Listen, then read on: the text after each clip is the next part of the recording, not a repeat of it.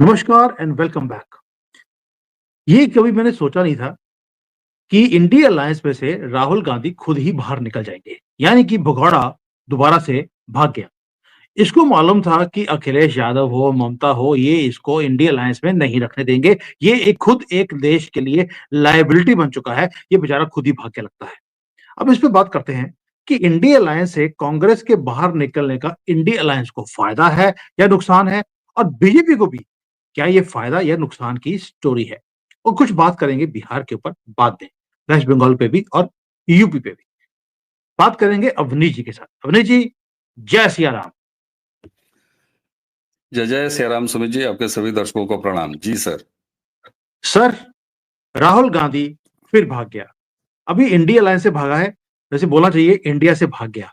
क्या राहुल गांधी इंडिया से भाग गया है? जी।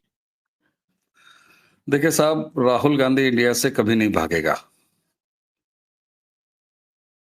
क्योंकि राहुल का भारत में रहना भारत के हित में है और भारत के लिए बड़ा जरूरी है, भारत के सनातनियों के लिए बड़ा जरूरी है, भारत की एकता अखंडता के लिए जरूरी है और भारतीयों में जागरण के लिए राहुल गांधी नाम का ये विष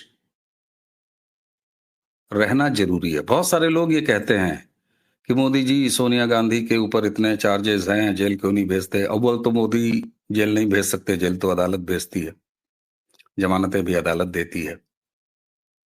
लेकिन आपको यदि सच्चाई, अच्छाई इसकी पहचान करनी है और इसकी जरूरत लगातार महसूस करनी है, तो बुराई, झूठ, छल फरेब का होना बड़ा जरूरी है। वो अगर बाजार में नहीं रहेगा तो आप तुलना किससे करेंगे।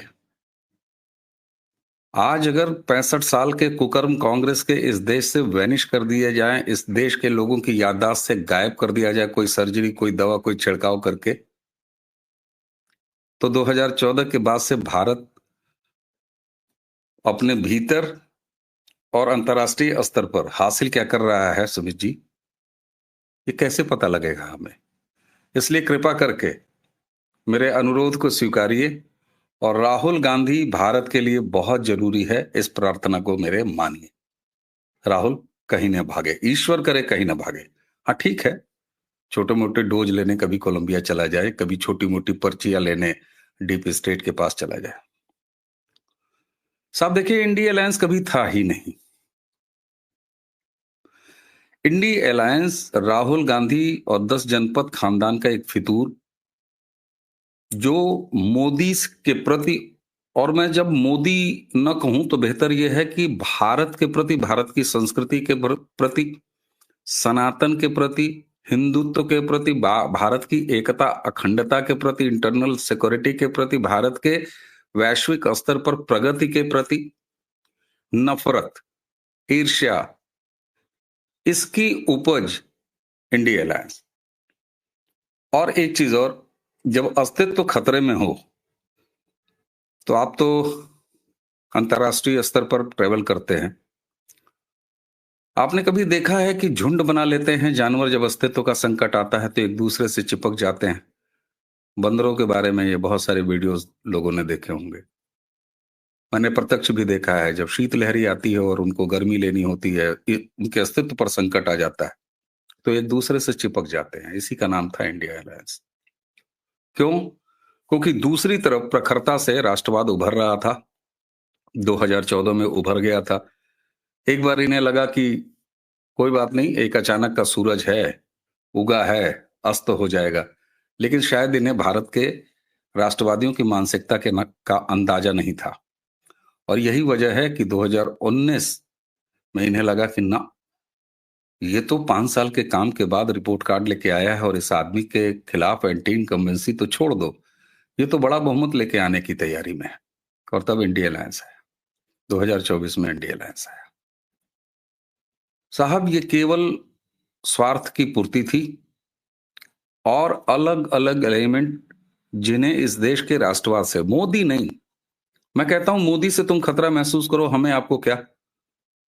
वो भारतीय जनता पार्टी के एक लीडर हैं, हमें वो विकल्प अच्छा लगा तो हमें उन्हें, उनकी पार्टी को इतना बहुमत दे दिया कि वो प्रधानमंत्री बन गए। इसी बात के तो मोदी हैं। तुम अगर नरेंद्र मोदी को, उनकी पार्टी को होम्योपैथी के दवा की खुराक की तरह सुबह, दोपहर, शाम, रात को सोते समय या हर 2 घंटे पर गाली देना चाहते हो तो मेरी बला से, आपकी बला से दो ना। लेकिन तुम भारत माँ को गाली दोगे, भारत को गाली दोगे, सनातन को गाली दोगे और बेटा हम तुम्हें छोड़ देंगे ना।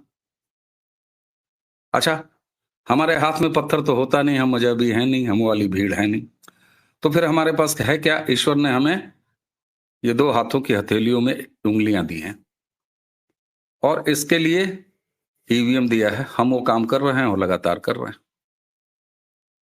तो दरअसल ये सारे डरे हुए और भारत के शत्रुओं का गठबंधन था, जिसमें उत्तर प्रदेश में अखिलेश यादव शामिल, बिहार में लालू प्रसाद यादव का परिवार शामिल, वेस्ट बंगाल में ममता बनर्जी शामिल, दिल्ली का ठग आदमी पार्टी का अरविंद केजरीवाल शामिल, जो दिल्ली को ठगने से अब तो वंचित कर दिया गया, लेकिन मैं पंजाब की प्रबुद्ध जनता की बाट जो रहा हूं कि वो उन्हें कब सदगति आएगी, उन्हें कब सद्बुद्धि आएगी और वो पंजाब को लुटने से बचाएंगे। सनातन को डेंगू मलेरिया कहने वाले स्टालिन एंड खानदान, ये सारे इनका एक अलायंस था।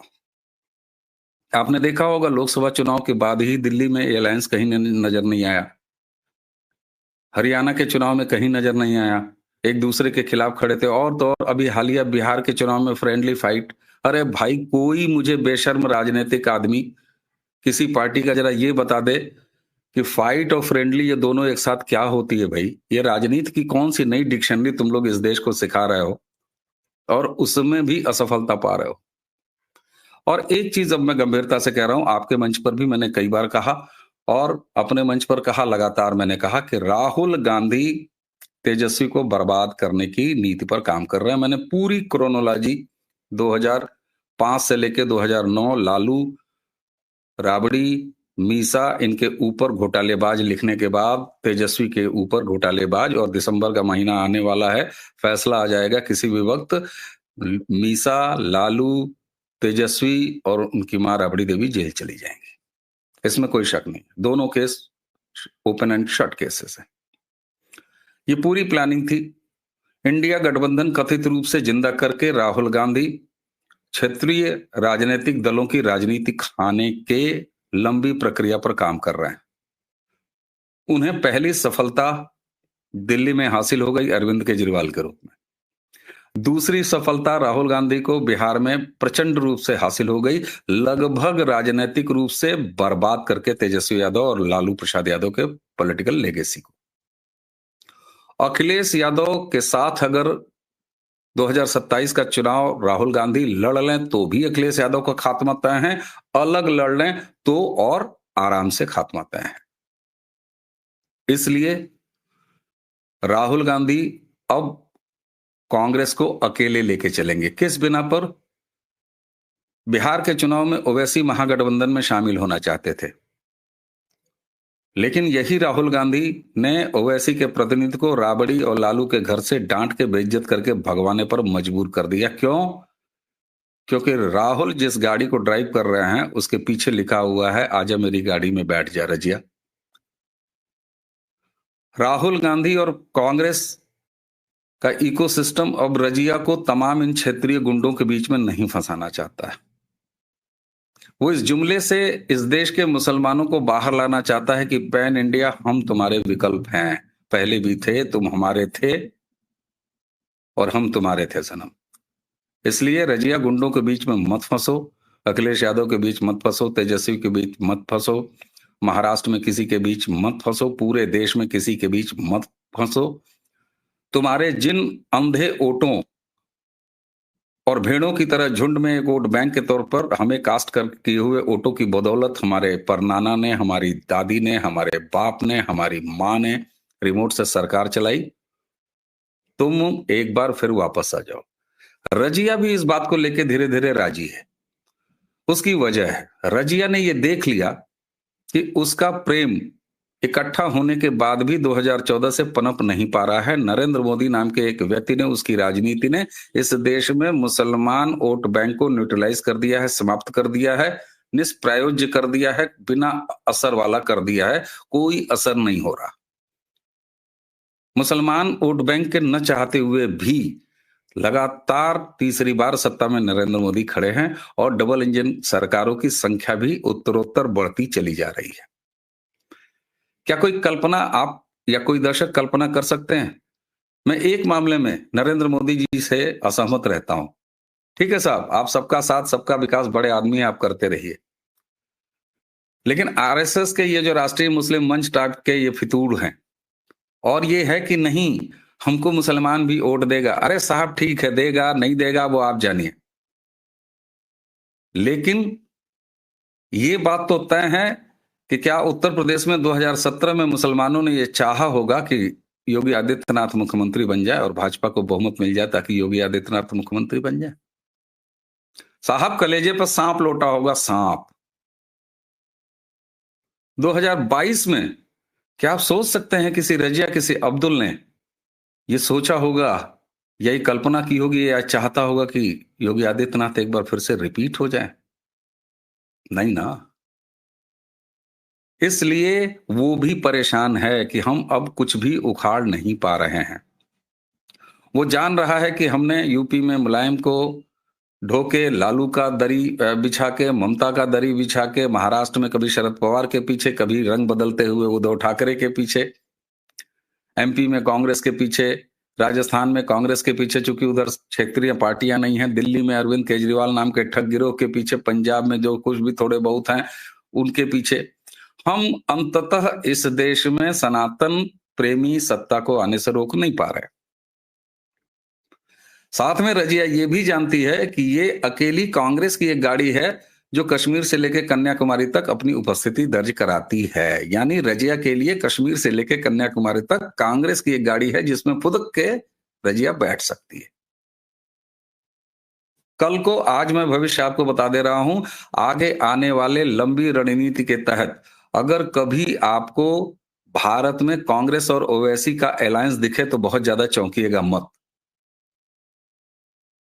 कारण ये कि अगर केरल में मुस्लिम लीग के साथ कांग्रेस अपनी राजनीति कर सकती है, उस मुस्लिम लीग के साथ जिसने हमारे देश के दो टुकड़े किए, उसके बाद भी उसके एक छोटे से चौपाए को, जो कि अपना अस्तित्व, अपना नाम तक जिंदा रखे हुए है केरल में, उसके साथ अलायंस में है, तो मैं क्यों नहीं ये मानूं कि मुसलमान वोटों के फेर में और उनको एक साथ एक जगह लाने के बड़ी योजना के तहत ओवैसी अगर कल को अलायंस करते हुए आपको दिखाई दे जाए। और ओवैसी को भी मैं सलाह दूंगा कि बिल्कुल आप अलायंस करिए कांग्रेस के साथ। क्यों? क्योंकि इस देश में अब डिवाइडर पर खड़े हुए राजनीति का वक्त जा चुका है। या तो तुम भारत प्रेमी हो या तो तुम भारत द्रोही हो, दो ही धाराएं हैं, अब तीसरी नहीं है।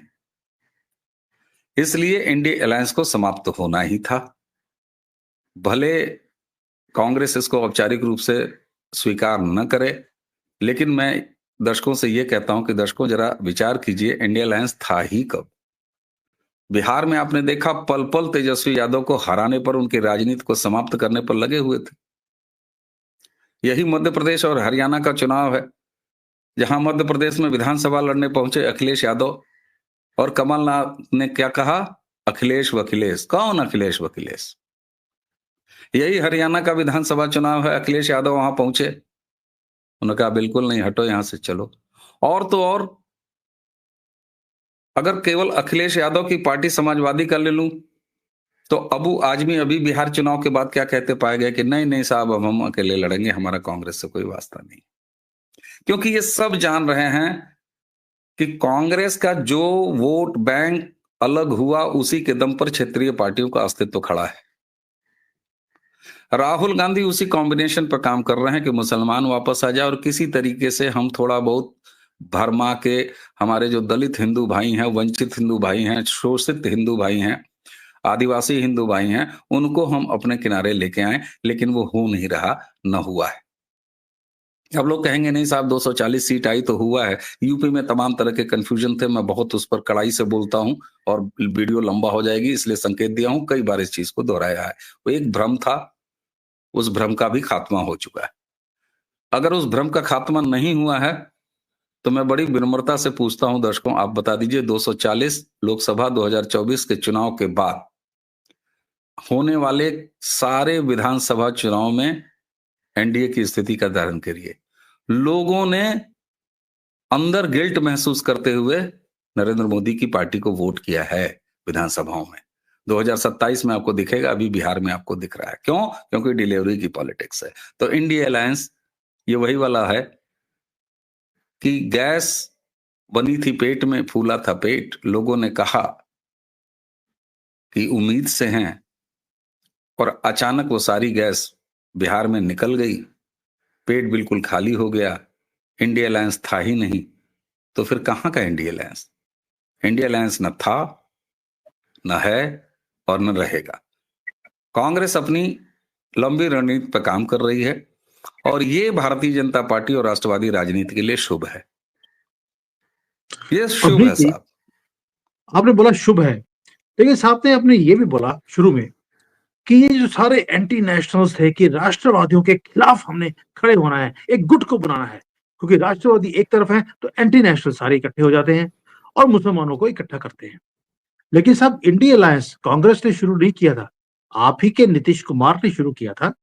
वो बनना चाहते थे, उसके सरबराह वो चाहते थे पीएम बनना, कि इंडिया अलायंस जीतेगा इस बार 2024 में। ये वही नीतीश कुमार है जिसकी आज हम प्रेस कर रहे हैं। इंडिया अलायंस को भी उसी ने खड़ा किया था। तो एंटी नेशनल के साथ तो बीजेपी भी जुड़ गई है। अगर मैं उसी लॉजिक से बात करूं कि भाई, अगर वो एंटी इंडिया फोर्सेस थे तो उनके साथ फिर बीजेपी ने हाथ कैसे जोड़ लिया? ठीक है, बड़ा अच्छा प्रश्न है, इसका उत्तर बहुत आवश्यक है देना। देखिए, राजनीतिक लोगों के बीच में राजनीतिक महत्वाकांक्षा होती है।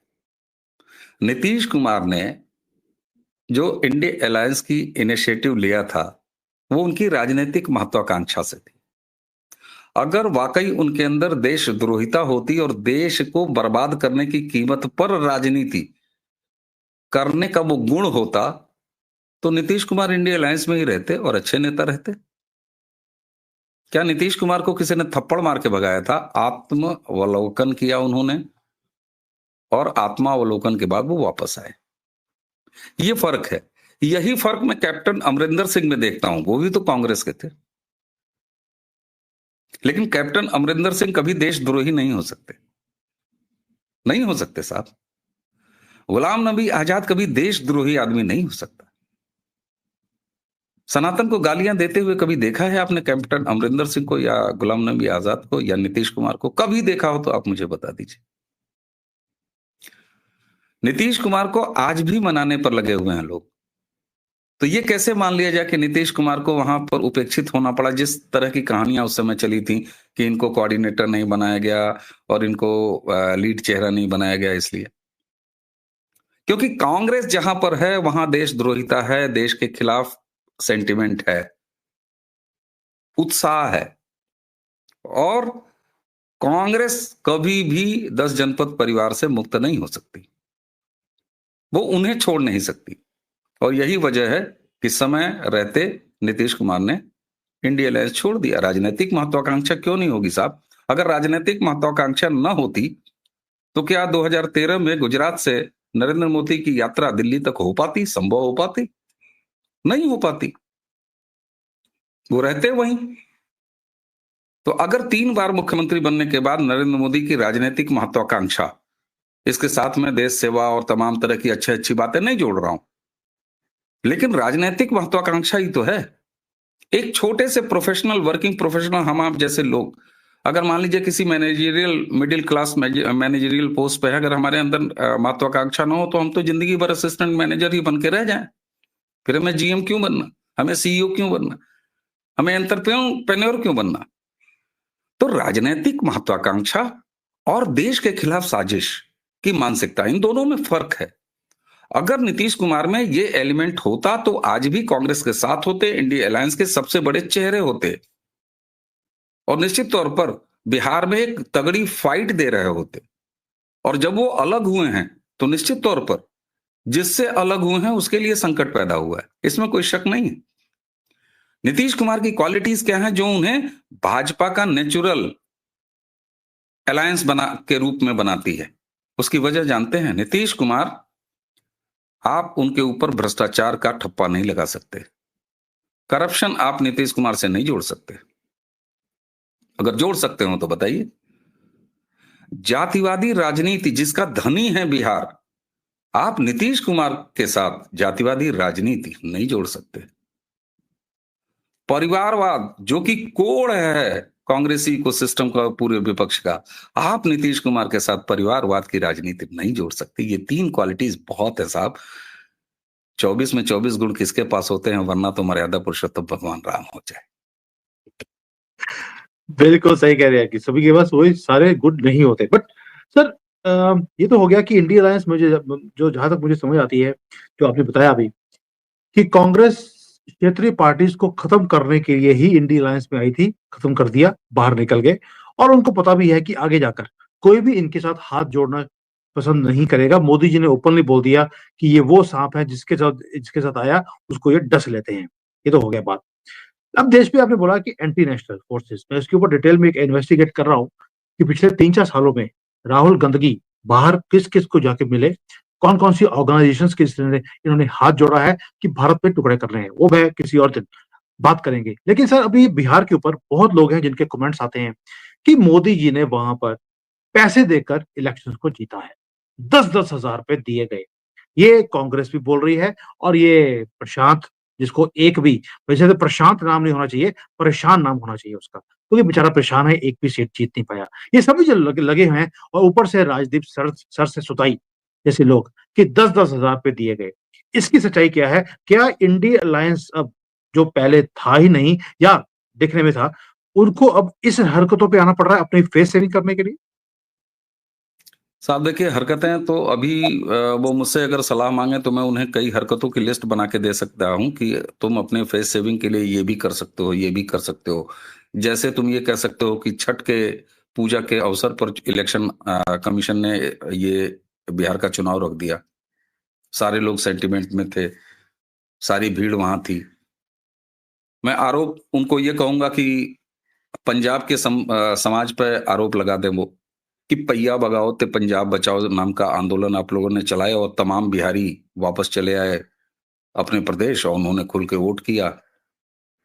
और चूंकि विपक्ष का संबंध आम आदमी पार्टी से है, इसलिए खिलाफ वोट किया और एनडीए को वोट कर दिया। ये 2 सुझाव मैं उनको दे रहा हूं कि ये भी कहो। ऐसे 1 दर्जन सुझाव मैं उन्हें दे सकता हूं कि फेस सेविंग के लिए तुम ये बहाने कह सकते हो, इसको बाजार में चूरन की तरह बेच सकते हो। अब आते हैं आपकी बात पर, 10,000 रुपए। साहब देखिए, ये क्या था जो फॉर्म भरवाया था लोकसभा चुनाव, हरियाणा चुनाव, महाराष्ट्र चुनाव में कांग्रेस ने, जिसको लेने के लिए मुस्लिम महिलाएं कांग्रेस के ऑफिसेस पहुंच गई थी। फ्री बीज के मैं खिलाफ हूं। वहीं पर राष्ट्रीय स्तर पर जो अन्न योजना चला रहे हैं नरेंद्र मोदी, उसके मैं समर्थन में हूं। आपको पता है मैं ग्राउंड लेवल से जुड़ा हूं, मैं कल्चरल एक्टिविस्ट हूं, मेरे पास हर तरह के नेटवर्क हैं, वहां से सूचना आती है। बहुत सारे लोग कहते हैं, और ये जेन्युइन है, मैं मानता हूं कि ये कुछ अर्थों में ये सच है। कहते हैं मोदी जी जो ये अन्न देते हैं, फ्री राशन की योजना जो चला रहे हैं, उसको पात्र लोग लेते हैं और उसको उठा के बेच देते हैं। ठीक है साहब, कोई बात नहीं, लेकिन भूख से इस देश में मौत नहीं हो रही। और उसका भी मैं इकोनॉमिक्स आपको बता दूं कि मोदी जी वो फ्री अन्न योजना कैसे चलाते हैं। आप याद कीजिए, आप पंजाब से आते हैं, कोई ऐसा सीजन नहीं जाता था जिस साल करोड़ों करोड़ों कुंटल, मैं लाखों नहीं कह रहा हूं, करोड़ों करोड़ों कीमत के लाखों कुंटल गेहूं वो मंडियों में खुले मैदानों में रखे होते थे, और बारिश आती थी उसमें वो सड़ते थे और उनका ऑक्शन होता था। ऑक्शन के बाद वो कहां जाता था? वो शराब काकस के पास चला जाता था। क्यों? क्योंकि एफसीआई के गोदाम भरे होते थे। ये हमारे देश का अन्नदाता है जो भर भर के अनाज उपजा रहा है। आज स्थिति क्या है मैं आपको बताऊं, फूड ग्रेन को स्टोर करने की जो कीमत है, उस कीमत से कम कीमत पर नरेंद्र मोदी ये राशन लाखों परिवारों को बांट रहे हैं। सड़ाने और उन्हें शराब माफियाओं को मिट्टी की कीमत पर सौंपे जाने से ये लाख बेहतर है कि पात्र लोग अपना पेट भरे। उन्हें ये पता है कि 2 रोटी की हमारी व्यवस्था हो गई है, अब हमें इसके ऊपर सब्जी की व्यवस्था करनी है, उनकी जीवन की आकांक्षा बढ़े। तो आपने उस लेवल पर इस वेलफेयर स्कीम को चलाया। अब मैं आता हूं 10,000 रुपए पे। 10,000 रुपए किस लिए दिया गया है? अगर विपक्ष को आरोप लगाना है तो अरे नालायकों, 10,000 नहीं 2 लाख रुपए का आरोप लगाओ कि मोदी जी ने और नीतीश कुमार ने 2 लाख रुपए में एक वोट खरीदा है। क्यों? क्योंकि ये उद्यमिता के लिए है, जिसकी पहली किस्त 10,000 रुपए। और यही वजह है कि एक भी कोई एक शिकायत किसी अदालत में आपको इसके खिलाफ दिखाई दी? जबानी जमा खर्च सारा चल रहा है। ये उसी तरह का है कि राहुल गांधी जबान से चिल्लाएगा लेकिन एफिडेविट नहीं भर के देगा। मैं चैलेंज करता हूं कि अगर ये इन आरोपों में दम है और ये तुम कहते हो कि आचार संहिता शुरू होने के बाद भी 10,000 रुपए में वोट खरीदे गए हैं, तो जाओ ना, अदालत को लिए सुप्रीम कोर्ट जाओ। ये वेलफेयर स्कीम फी बीज की नहीं है। ये 2 लाख रुपए उद्यमिता विकास के लिए दिए जाने वाले की पहली प्रीमियम किस्त है, जिसके बाद उनका परीक्षण होगा। अगर वो सफल नहीं तो उनको आगे अभी उसके मानक तय होने हैं और 2 लाख तक मिलेगा। ये आजीविका दीदी का 1 लाख से बढ़ के 1 करोड़ की फिगर है, जिसके तहत आएंगे। अब ऐसे तो तुम ये भी कह सकते हो कि जो छोटे लोन, मुद्रा योजना है, मुद्रा लोन, तो मुद्रा योजनाएं क्या इलेक्शन के बीच में पास नहीं हुई हैं? होती हैं, लगातार होती हैं। मनरेगा रुक जाता है क्या? मनरेगा तो सीधे अकाउंट में पहुंचता है ना। मनरेगा के काम रुक जाते हैं क्या? उनका पेमेंट रुक जाता है क्या? नए टेंडर रुक जाते हैं, ये अलग बात है। लेकिन जहां जिस प्रोजेक्ट पर मनरेगा के काम चलते रहते हैं वो रुक जाता है। फ्री राशन रुका क्या? करो, किस अदालत में तुमने चैलेंज किया? तो देखिए, वेलफेयर स्कीम, दूसरा किसी को शक्ति संपन्न करना, उसको उद्यमिता की तरफ आगे बढ़ाना, ये स्कीम अलग है। और वोट खरीदना, ये स्कीम अलग है। ये कांग्रेस की कार्यस्थानियां हैं। इसीलिए मरता क्या ना करता, मैंने तो 4-5 पॉइंट दे दिए, 8-10 पॉइंट और दे देता हूं कि अपना फेस बचा लो। तो जवानी जमा खर्च करते रहो। अगर हिम्मत है और वाकई नैतिकता बची है और तुम्हारे आरोप में अगर कोई दम है, तो अदालत क्यों नहीं जाते? सुप्रीम कोर्ट तो बैठा हुआ है, वो तो रात को भी खुल जाता है। तुम्हारा इकोसिस्टम भी है, जाओ खुलवा लो जी। सर, मैं पहले बोला आपको, प्रशांत किशोर, जिसका नाम प्रशांत की बजाय प्रशांत ज्यादा होना चाहिए, क्योंकि जो मात मिली है उनको, उसके बाद से थोड़ा सा पागल हो गए हैं। और ये सारे एक ही चीज, कभी क्योंकि ईवीएम वोट चोरी के ऊपर बात नहीं कर सकते, तो 10,000 के ऊपर ये नया मुद्दा लेकर आ गए हैं। बट मुद्दा वो नहीं था। मुद्दा था कि राहुल गांधी इंडिया छोड़कर भाग गया है, या उसको मालूम था कि ये मुझे डंडे मारकर सारे ऑपोजिशन वाले मुझे बाहर निकाल देंगे, फेस सेविंग के लिए खुद ही बाहर निकल गया। इंडिया से, आपने बोला, इंडिया से बाहर नहीं निकला है। ये हमारी खुशनसीबी है कि वो इंडिया में ही है। वो डॉट्स वाला इंडिया जो इन्होंने टुकड़ों टुकड़ों वाला इन्होंने इकट्ठा किया था झाड़ू मारकर, ये उसमें से खुद ही बाहर निकल गया, क्योंकि इसको मालूम था अब इसको लात मारकर वहां से बाहर निकाला जाएगा। ना अखिलेश उसको साथ में जोड़ने वाला है, ममता का तो सवाल ही नहीं है। Abhinay ji, thank you so much for this detailed analysis. It's very very important for people to know कि क्या हो रहा है, राहुल गांधी को बाहर निकलना क्यों पड़ा, और उसके बाद जो ये 10,000 का स्यापा इन्होंने नया शुरू कर दिया, उसकी सच्चाई क्या है। Thank you. जय हिंद, वंदे मातरम। जय जय श्री राम, प्रणाम।